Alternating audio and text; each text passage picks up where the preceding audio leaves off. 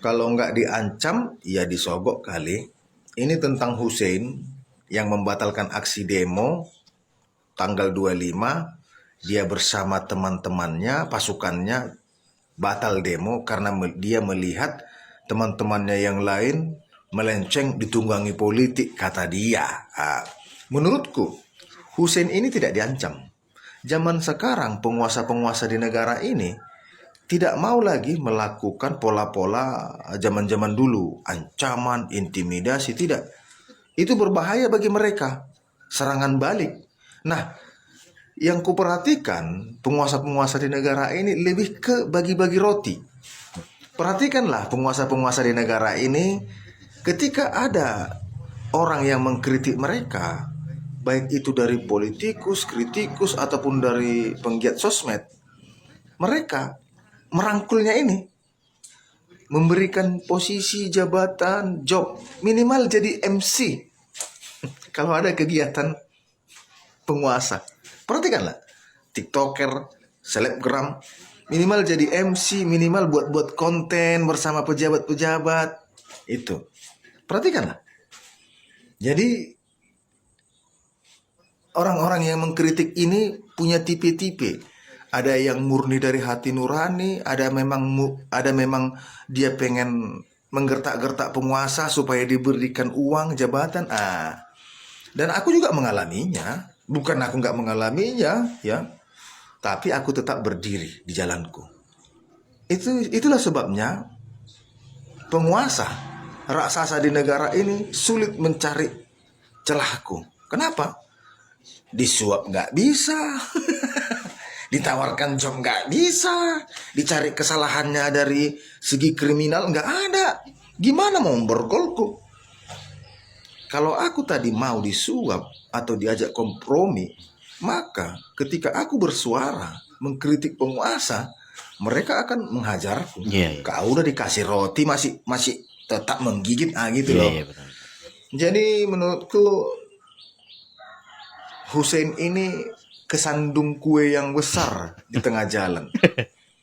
Jadi pas berjalan, turunkan bupati, lengserkan bupati. Tiba-tiba di tengah jalan, kesenggol, kesandung dia kue yang besar. Kue nih, enak nih. Dia ambil, dia bawa ke pinggir, lalu mereka duduk di trotoar di bawah pohon yang rindang bersama teman-temannya, lalu mereka makan kue ini. Kenyang, ya udah. Kalau udah kenyang kan jadi ngantuk, Ngantuk. jadi malas. Nah itu ini. Karena orang yang mendapatkan ancaman, berbeda itu kata-kata yang dia keluarkan. Dan tidak mungkin dia memuji pejabat. Sementara Hussein, dia memfitnah teman-temannya, ditunggangi politik, lalu dia memuji-muji pejabat yang dulu awalnya dia mengkritik keras, membenci, bahkan pengen melengsarkan. Tiba-tiba hanya dalam hitungan beberapa hari dia memuji-muji kinerja pejabat ini, katanya merangkul, bla bla bla. Bagaimananya orang pejabat yang merangkul, tapi di awal kita demo. Kalau pejabat itu merangkul, nggak mungkin ada ucapan-ucapan yang membuat masyarakat Pati marah. Jadi ini seseorang yang membenci, awalnya membenci, tiba-tiba jatuh cinta. Itu ada sesuatu. Nggak mungkin itu kosong. Nggak mungkin. Dan nggak mungkin ancaman. Nggak. Assalamualaikum warahmatullahi wabarakatuh. Apa kabar teman-teman? Kembali lagi bareng kanal YouTube Ging Cepi, dan banyak sekali yang bakal kita tonton ya di video kali ini, terutama ya soal kekecewaan masyarakat lah gitu di seluruh Indonesia tentang kepahlawanan Hussein Pati ataupun Hussein Hafid ya, yang saat ini banyak sekali mendapat tanggapan gitu karena sikapnya seketika berubah yang dari tadinya frontal gitu buat melawan pemerintahan Kabupaten Pati, sekarang banyak netizen yang mengibaratkan Hussein seperti kerbau ditusuk hidung katanya. Dan dari sekian banyak komentar di akun Bang Polres Tanah Longsor ini gitu kan, ya hampir keseluruhannya itu merasa kecewa lah gitu dengan Mas Hussein Pati ya yang kita kenal. Gue minta pendapat dari teman-teman gitu soal gimana sih sebenarnya gitu sikap Hussein ini harusnya gitu. Ya mungkin banyak dari teman-teman yang sebenarnya ingin bahwa Hussein terus melanjutkan perjuangannya untuk menegakkan kebenaran, tapi ya kita juga nggak tahu ya gitu. Kita juga nggak bisa memframe bahwa Hussein saat ini sudah kena sogokan atau apapun itu gitu kan, karena yang sesungguhnya kita juga nggak tahu kan gitu. Tapi ya eh, narasi netizen itu ya ke sana gitu arahnya sekarang ya. Tapi ya itu juga kita berikan kebebasan gitu buat netizen untuk memberikan pendapat mereka gitu, dan silahkan kalian berikan tanggapan dan pendapat kalian di kolom komentar teman-teman. Dan saya ingin mengembalikan kembali kepala sekolah ke kampung halamannya. Nggak boleh. Enggak, saya nggak setuju. Enggak. Jangan bikin rumit Pak Sekda, percepat itu. Kalau orang Tasik, ya jadi kepala sekolah di Tasik. Dan jangan jauh dari rumahnya. Di Sukabumi. Kembalikan, udah nggak boleh. Kenapa? Beban biayanya berapa biaya transportasinya? Dah. Dan saya minta Pak Sekda, saya kasih waktu hari Jumat mereka sudah dilantik kembali menjadi kepala sekolah.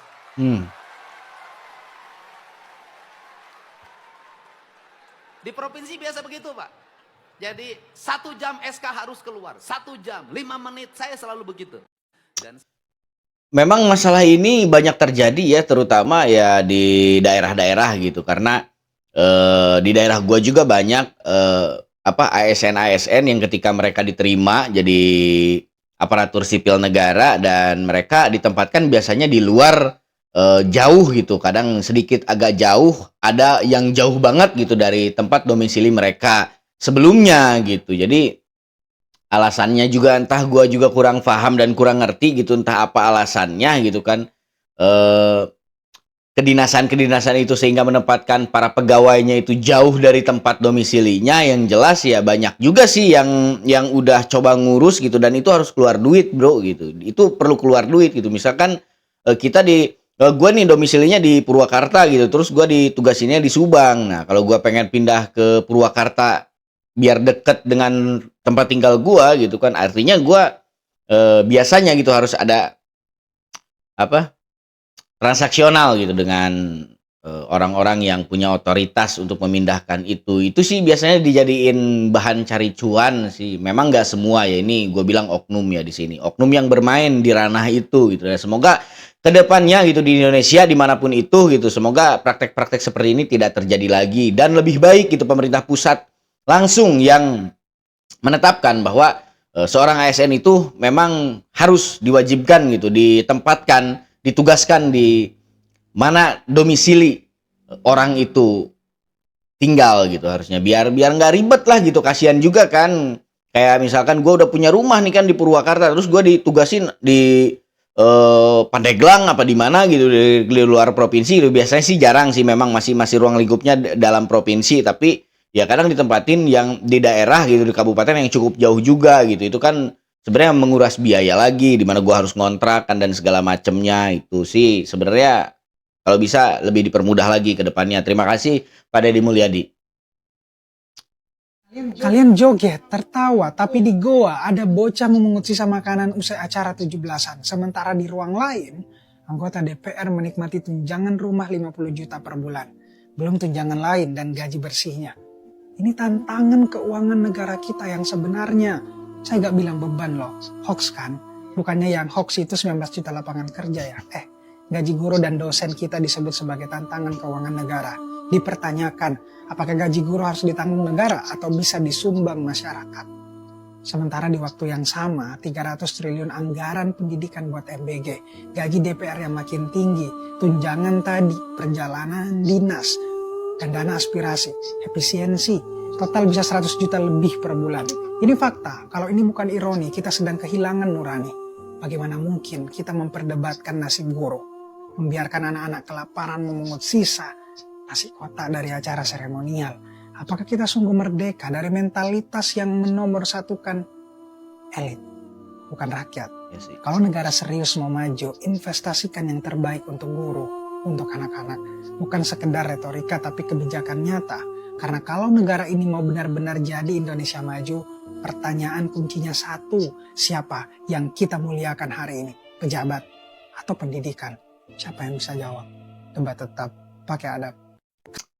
Miris sih, tapi ya semogalah kedepannya lebih baik lagi gitu ya. Kita sebagai masyarakat cuma bisa berdoa ya bahwa para penyelenggara negara itu, para pemangku-pemangku jabatan ya sesegera mungkin disadarkan lah gitu bahwa ada banyak problem yang lebih urgent gitu dari sekedar mengurusin hal-hal yang memang itu tuh sebenarnya nggak berguna buat masyarakat gitu.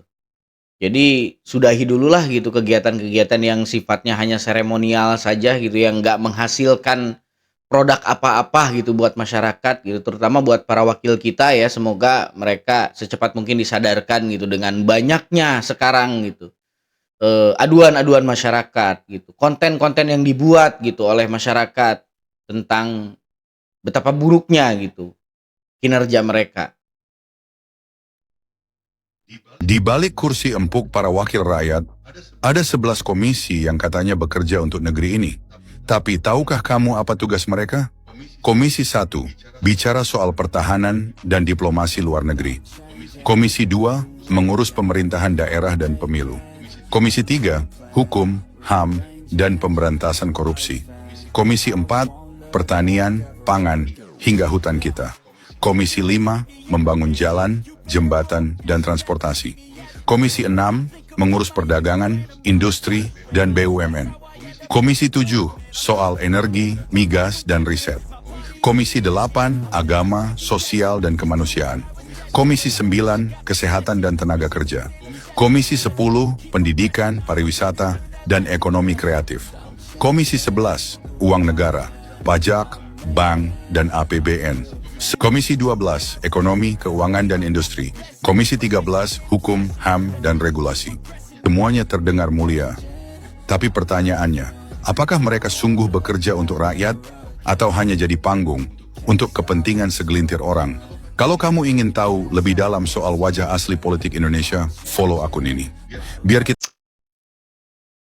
Jadi ini sebenarnya edukasi ya. Mungkin dari teman-teman juga banyak yang belum tahu tugas dari komisi-komisi yang ada yang terbagi-bagi di DPR itu.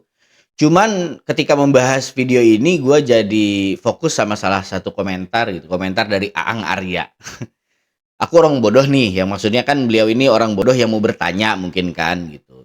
Low profile.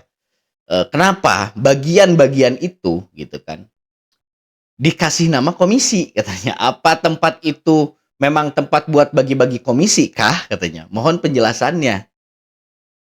Iya juga ya gitu. Kenapa harus komisi gitu? Jadi komisi ini apa memang di sana itu memang tempat bagi-bagi komisi apa gimana sih? Jadi asal usul kata komisi ini bagaimana gitu awalnya? Apakah terjadinya dulu komisi yang menurut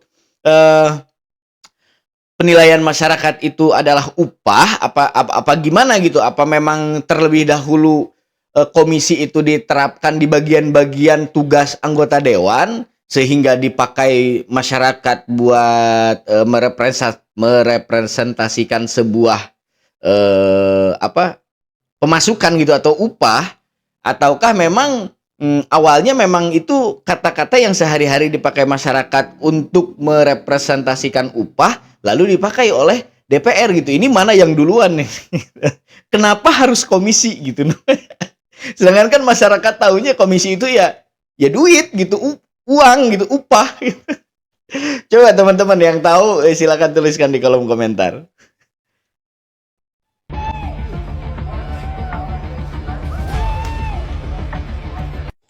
Pemerintahan Prabowo Subianto sedang menguji rakyatnya, sedang menguji titik didih rakyatnya, sedang menguji.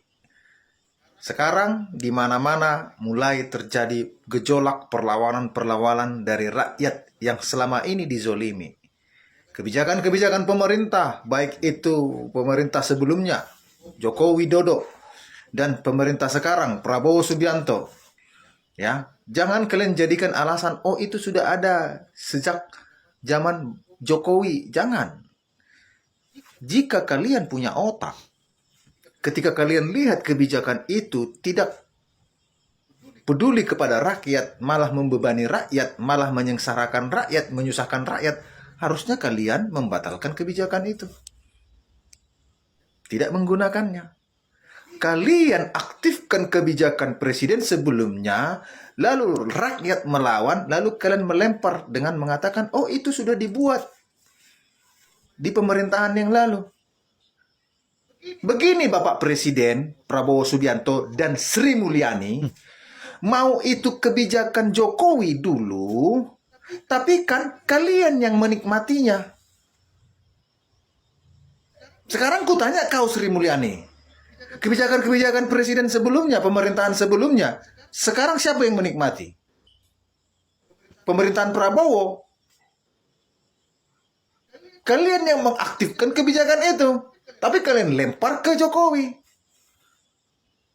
Seburuk-buruknya Jokowi, lebih buruk lagi pemerintahan Prabowo ini. Baru 8 bulan, gejolak sudah di mana-mana.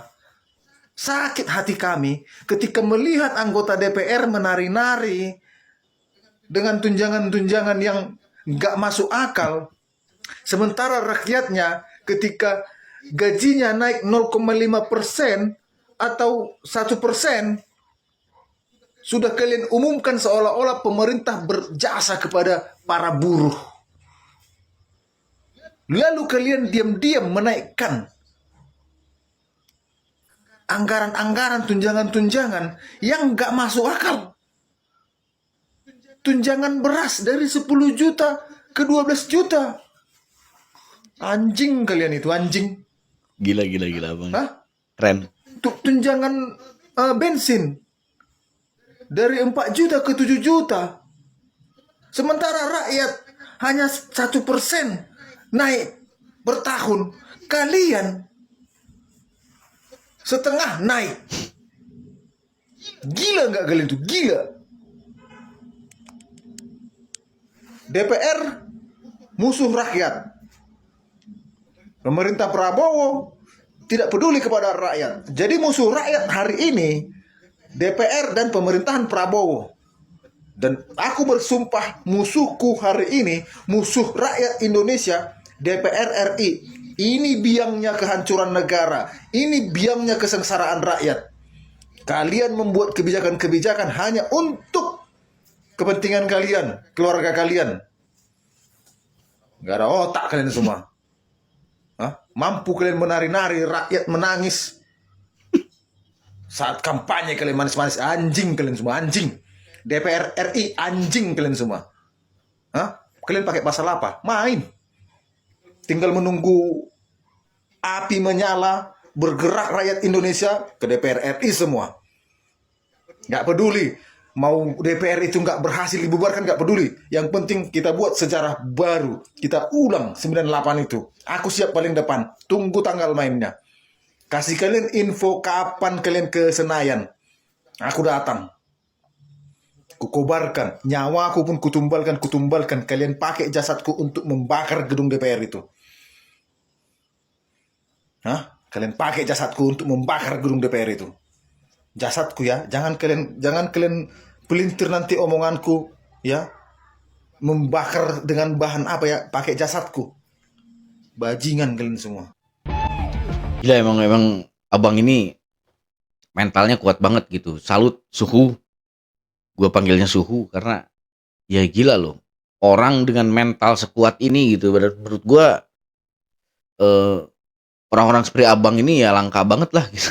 Langka banget dan kita harus respect lah gitu sama perjuangan abang ini gitu kan, dengan tragedi kemarin gitu soal Bang Hussein Pati, dan kita disuguhkan dengan mentalitas abang ini gitu, terlihat jomplang banget gitu. Dan alhamdulillah gitu sampai hari ini kita sebagai masyarakat gitu masih memiliki sosok tokoh-tokoh yang mampu menyuarakan kepentingan rakyat gitu, walaupun ya sampai hari ini abang ini alhamdulillah belum bisa tergeser gitu. Dan seperti yang diceritakan di video sebelumnya, banyak juga katanya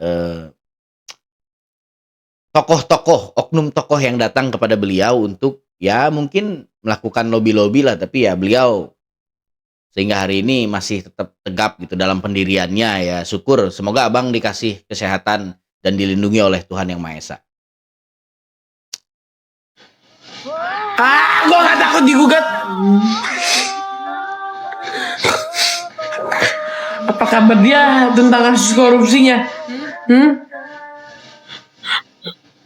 Oh, jadi ternyata Baris Krim Polri itu udah mengeluarkan hasil tes DNA ya dari anaknya Lisa Mariana, dan ternyata itu negatif gitu. Ternyata bukan anak dari Pak RK gitu. Dan ya di sini kita bisa menyaksikan bahwa Mbak Lisa Mariana menangis gitu karena mungkin merasa kecewa ya dengan hasilnya, hasil yang di luar ekspektasinya gitu ya.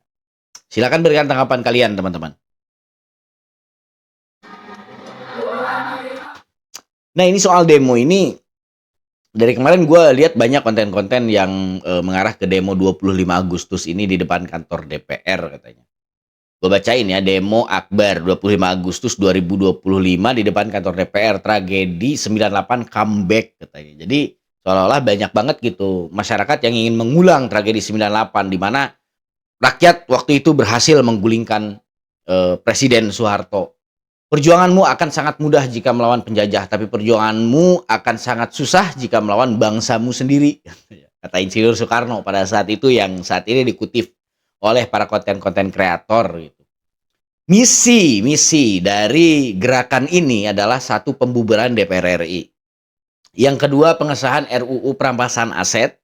Yang ketiga, lengserkan jabatan Puan Maharani katanya. Ayo ramaikan gitu. Ya, gue sih nggak bisa berkomentar ya soal ini karena ya ini suara masyarakat gitu, suara mayoritas gitu. Apapun yang ingin mereka lakukan ya mungkin itulah bentuk dari demokrasi di Indonesia gitu. Jangankan ya sekelas orang-orang biasa gitu, bahkan petinggi-petinggi negara pun nggak bakal bisa membendung gitu datangnya massa yang memang membawa raut kekecewaan karena ya mungkin banyak sekali praktek-praktek kejanggalan yang dilakukan oleh penyelenggara negara selama ini gitu ya. Inilah hukum sebab akibat gitu. Itu sih menurut gua. Silakan teman-teman berikan tanggapan kalian.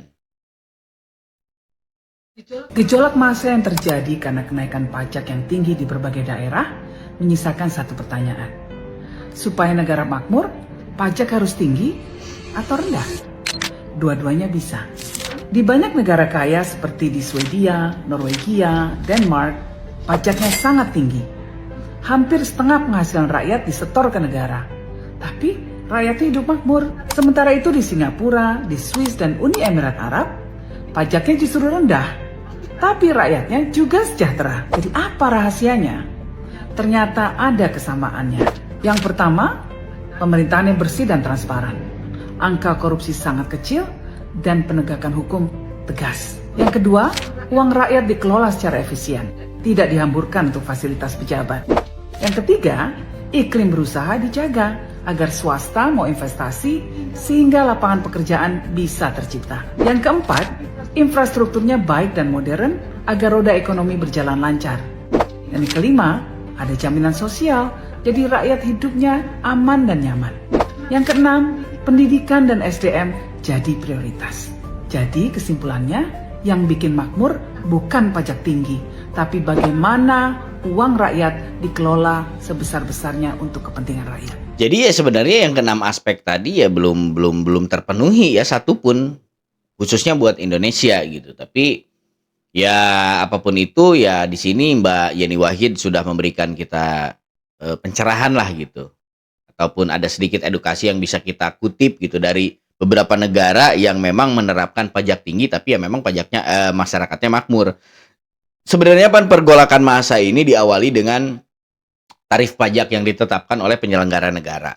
Nah, di sini juga sebenarnya masyarakat itu bukan marah ketika penyelenggara itu menaikkan pajak, bukan gitu. Kekecewaan masyarakat itu berbuntut karena pajak dinaikkan tapi dampak efektivitas yang dirasakan masyarakat itu nol besar. Nah, itu sih yang memacu amarah massa gitu, yang sehingganya terjadilah pergolakan massa yang terjadi di beberapa daerah saat ini gitu ya. Sebenarnya kan bukan soal pajaknya intinya gitu. Esensi dari pergolakan ini bukan tentang kenaikan pajak, tapi tentang ketidaksanggupan para penyelenggara negara untuk mengemban amanah gitu, untuk menjadikan uang rakyat itu ya kembali lagi untuk sepenuhnya kepentingan masyarakat gitu. Itu sih yang memicu pergolakan yang hebat gitu saat ini. Dan Ya sudah terjadi di Pati dan di Bone juga mungkin kedepannya bakal menyusul daerah-daerah lain gitu kalau memang pemerintah tidak merubah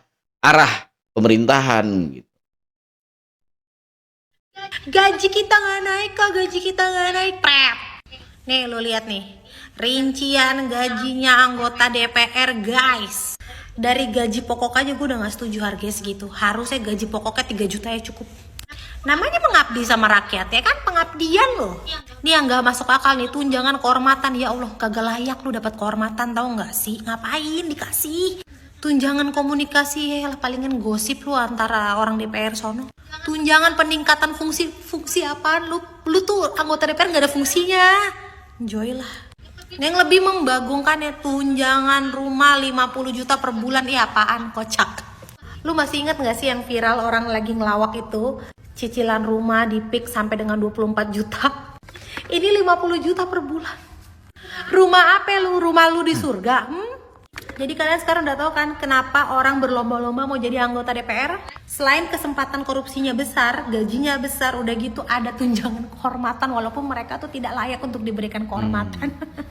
Sekian. Gaji kita. Ya jadi memang kurang pas sih ya, momentumnya mungkin kurang pas. Kenapa masyarakat marah gitu dengan hal ini? Karena momentumnya kurang pas. Saat masyarakat merasa tercepit dan terhimpit oleh kenaikan pajak, oleh kebutuhan sehari-hari gitu, gaji DPR malah dinaikkan walaupun sebenarnya bukan dinaikkan ya, bukan dinaikkan. Jadi bahasanya Mbak Puan Maharani itu memang ada benernya juga gitu karena ini kan ngeganti uang rumah dinas gitu, tunjangan rumah dinas dan diuangkan gitu yang besarannya 50 juta. Tapi Mbak ini berhasil ngebongkar fakta bahwa cicilan rumah di PIK aja nyampe 25 juta katanya. Itu rumah di PIK itu yang notabene-nya ya mungkin komplek perumahan mewah gitu. Nah, ini apa gitu maksudnya 50 juta per bulan ini yang mungkin jatuhnya cuma sewa lah gitu. Ya nyewa rumah apa gitu yang besarnya besarnya sampai 50 juta per bulan gitu kan. Sedangkan ada juga sewaan rumah gitu beberapa jam yang lalu gue lihat gitu ada netizen yang ngebongkar fakta sewaan rumah mewah itu cuma 100 juta loh per tahun gitu dan ini tunjangan buat rumah jabatannya dikasih 50 juta per bulan gitu. Jadi artinya dalam 2 bulan uang ganti rumah jabatan bisa buat nyewa rumah mewah 1 tahun. Nah di situ mungkin yang memancing amarah masyarakat gitu, dan semoga kedepannya bisa lebih baik lagi dan juga pemerintah bisa mempertimbangkan lagi layak atau tidak gitu. Tunjangan rumah dinas itu besarannya 50 juta.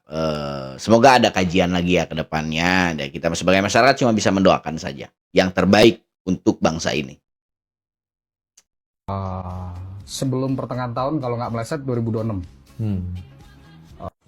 Menurut ramalan abang kita yang tampan ini, pertengahan tahun 2026 akan terjadi peristiwa yang menggemparkan Indonesia, pemerintah.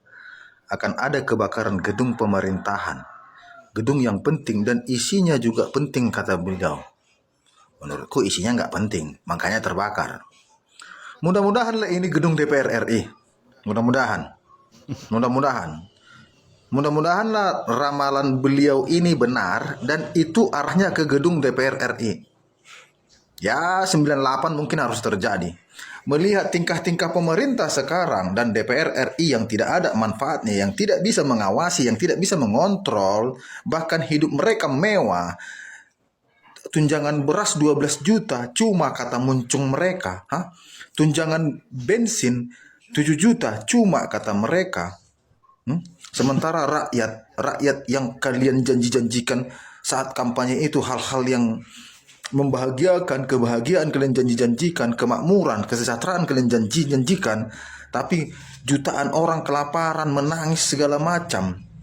Kalian mengatakan uang beras cuma 12 juta, tunjangan transport 18 jutaan, tunjangan kehormatan 5 juta, biaya penginapan 9 juta per malam. Enggak, yang pengen gue tahu itu tunjangan beras 12 juta itu per bulan gitu, apa per tahun gitu. Kalau per bulan tunjangan berasnya 12 juta nominalnya gitu. Gue bingung gitu segede apa mereka makannya gitu. Gila dong. 12 juta itu mungkin ya udah dapat 1 ton lebih lah gitu. Masa sebulan gitu. Ya logika aja lah kan gitu. Nggak mungkin kan seorang anggota dewan gitu, katakanlah keluarganya 20 orang, masa sebulan sampai habis 1 ton gitu, meskipun itu 20 orang ya gitu. Jarang ada lah orang satu rumah itu 20 orang. Dan mereka bilang cuman gitu. Dah, di sini mungkin letak kenapa si abang ini marah gitu, karena DPR itu terlalu menggampangkan lah tentang sesuatu, sementara banyak masyarakat gitu yang sebulan dapat duit 900.000 aja udah alhamdulillah, udah syukur banget gitu kan. Mereka dikasih tunjangan berasnya doang nyampe 12 juta per bulan dan mereka bilang itu cuma katanya. Artinya kan ya mereka menganggap bahwa nominal segitu tuh kecil gitu. Kalian cocok dibubarkan dengan cara apapun. Masyarakat Indonesia, mari kita bubarkan DPR dengan cara apapun. Memang menurut undang-undang, DPR hanya bisa dibubarkan oleh presiden jika didukung oleh rakyat. Tapi rakyat mutlak bisa membubarkan apapun di negara ini kalau tidak sesuai dengan undang-undang. Karena yang membuat DPR rakyat, yang membuat negara ini rakyat, yang membuat pemerintah ini rakyat, yang mengadakan pemilihan adalah rakyat. Lalu kenapa kalian ketika rakyat ingin membubarkan kalian, kalian benturkan dengan undang-undang. Tapi ketika kalian ingin duduk mencari dukungan rakyat, ketika rakyat menyuruh kalian mundur, oh sesuai peraturan, oh nggak bisa. Rakyat mutlak. Rakyat bisa membubarkan apapun di negara ini kalau tidak sesuai dengan Pancasila. Rakyat bisa. Rakyat bisa. Rakyat bisa. Ya, jadi jangan kalian pakai undang-undang untuk melindungi kalian. Tapi ketika kalian pengen duduk, kalian pakai suara rakyat, kalian minta dukungan rakyat. Kami berhak mendudukkan kalian dan membubarkan kalian. Bangunan itu semua uang rakyat, bukan uang kalian musang-musang yang di situ ya. Jadi untuk Bapak Presiden Prabowo Subianto bersama menteri-menteri, bersama aparat-aparat di negara ini, kalian pikirkanlah, hati-hati. Rakyat sudah pintar, rakyat sudah muak, rakyat sudah tidak peduli ya, walaupun itu namanya peluru tajam atau apapun yang akan dilancarkan oleh aparat untuk membendung rakyat yang marah, kami siap menanggung resiko. Kami siap menanggung resiko. Ya. Ketika pahlawan-pahlawan kami dulu menghadapi tekanan dari penjajah, mereka dengan lantang mengatakan melawan. Lalu kami harus takut dibenturkan dengan undang-undang dan aparat. Coba kalian pikirkan dulu ya, baik-baik ya. Kalau rakyat sudah marah, hati-hati pemerintah. Yeah. Hati-hati kalian, hati-hati. Hati-hati kalian kawan. Aduh. Jangankan rakyat Indonesia marah. Coba kalian dulu ya menteri-menteri ya, atau bahkan sekaliber presiden Indonesia, coba kalian ganggu perkampungan orang. Mampu nggak kalian melawan? Ini rakyat kalian jolimi, kalian injak-injak. Bapak Prabowo, janji-janjimu semua palsu. Putar dulu janji-janji kampanyemu itu. Oke? Jadi terima kasih Bang sudah mengajarkan kami tentang kekuatan mental gitu. Dan gue fokus sama salah satu komen nih dari Kang Mas Duda. Sebenarnya siapa sih pemilik negara sesungguhnya? Presiden, DPR, atau rakyat gitu. Bertanya dengan nada lembut. Meskipun gue nggak memiliki mental baja seperti abang ini, cuman kalau untuk pertanyaan ini, insya Allah tegas gue ngejawab, negara ini milik rakyat. Absolut. Gua mau bisa mempertanggungjawabkan pernyataan ini. Negara ini milik rakyat. Nggak ada. Mereka hanya penyelenggara. Mereka itu hanya wakil.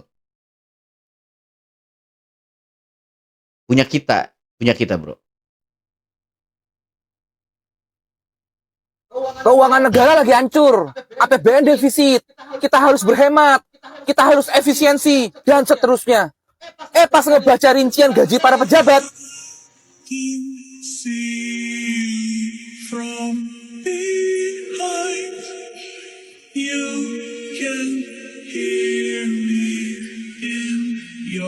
Bang, lo semua!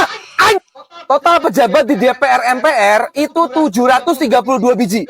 Berarti 100-an juta dikali 732 biji, hasilnya 73,2 miliar. Negara setiap bulan harus ngeluarin sekitar 73,2 miliar untuk ngebayar gaji para pejabat. Bang, dikali 12 bulan, 878,4 miliar. Yang lebih bangnya lagi adalah tunjangan PPH. Gila loh ini. Secara nggak langsung, rakyat diperas abis-abisan buat ngebayar pajak.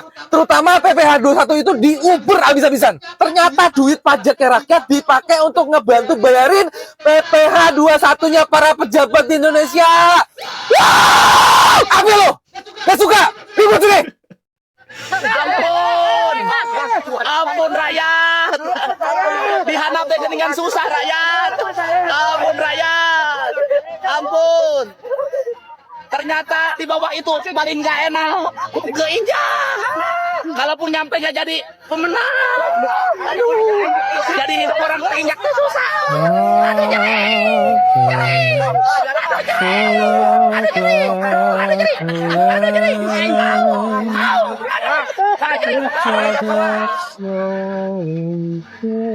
Jadi ada sebuah pesan yang disiratkan oleh Kang Deddy Mulyadi ya. Kang Deddy di sini bilang katanya ampun rakyat, katanya ternyata di bawah itu susah. Ternyata di bawah itu sakit. Yaitu secara nggak langsung ya pengingat buat para pejabat gitu bahwa sesakit itu loh gitu rakyat selama ini. Sepedih itu masyarakat selama ini menanggung kesusahan gitu. Dan kalian ya itu yang kalian lakukan gitu. Tega banget lah gitu, kalian tega banget kalau sampai ya gitu-gitu terus gitu kan ya. Kasihan lah rakyat ya, kalian digaji juga kan pakai duit rakyat gitu, harus ingat ke situ lah. Kalau Anda jadi presiden Pak Rocky, apa yang pertama kali dilakukan saat menjabat? Membubarkan DPR.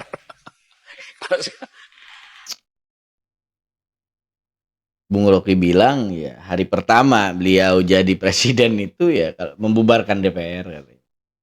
Ya gimana menurut tanggapan teman-teman gitu soal pendapat dari Bung Rocky itu, soal pernyataan Bung Rocky kalau memang beliau ditunjuk gitu sebagai presiden, hari pertama beliau kerja itu yang ngebubarin DPR. Berarti sekelas intelektual seperti Bung Rocky aja gitu udah paham gitu kan pasti bagaimana sebetulnya DPR kita berfungsi selama ini gitu. Sampai kemana gitu fungsi mereka. Dan semoga kedepannya ada keajaiban yang diciptakan sendiri gitu oleh rakyat atas ridho dari Tuhan Yang Maha Esa gitu untuk membuat perubahan ini, entah dengan apapun caranya gitu. Semoga teman-teman. Baik teman-teman, terima kasih sampai detik ini kalian masih menyaksikan kanal YouTube Geng Cepi. Ya seperti biasa gue nggak bisa ngebalas gitu kebaikan kalian satu persatu, hanya bisa menyambut kalian gitu untuk berinteraksi dan bersilaturahmi satu sama lain di sini gitu. Gue cuma bisa ngedoain kalian semua, semoga hidup kalian bahagia, sejahtera, sentosa gitu. Dan kalaupun ada kata atau prakata gue yang kurang enak dan kurang berkenan, kurang nyaman didengar telinga dan kurang damai dirasakan oleh hati, yaitu balik lagi hanya keterbatasan gue sebagai manusia biasa. Gue mohon teman-teman bisa ngemaklum dan maafin gitu. Dan untuk video selanjutnya ya gue harap semoga kita sudah mendengar kabar baik ya dari negeri ini, bahwa sudah ada sebuah perbaikan, sudah ada revolusi untuk negeri ini menuju ke arah yang lebih baik lagi gitulah semoga. Baik, gue Cevi Al-Ghifari. Sampai jumpa di video-video selanjutnya. Jangan lupa like, comment, and subscribe. Assalamualaikum warahmatullahi wabarakatuh. Sampurasun Baraya Sadayana.